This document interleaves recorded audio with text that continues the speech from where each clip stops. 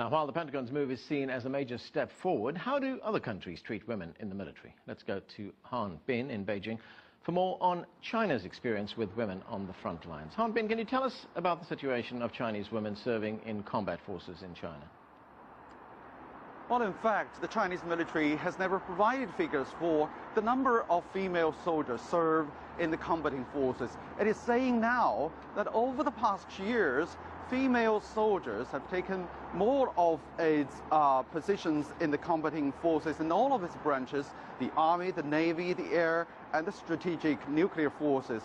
And there are now many reports about the Chinese female soldiers taking part in the combat positions like the Marine Corps, the police special task forces, the fighters, pilots, and the warship sailors. China has one cosmonaut and is training others. So theoretically speaking, the Chinese military is opening all of its positions for its female soldiers. But from my observation, the number and percentage is very small. The symbolic meaning is much more than in real practice. And I think most of the female soldiers today are still doing the supporting systems like the telecommunications, the healthcare, and even the artistic performances. Now, you mentioned there that the plan is to increase the number of female soldiers in the front lines. Now, what is the thinking behind that?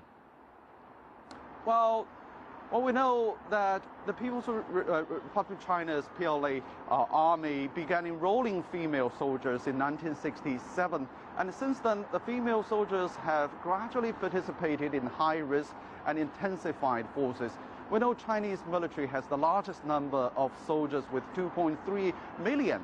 So the country has no real need to enroll new soldiers. And there is not an urgency for the female soldiers to take part in high-risk tasks.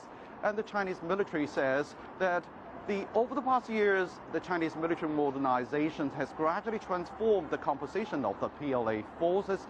More and more highly educated female soldiers have taken into the positions like the radar control, the artillery, and so on.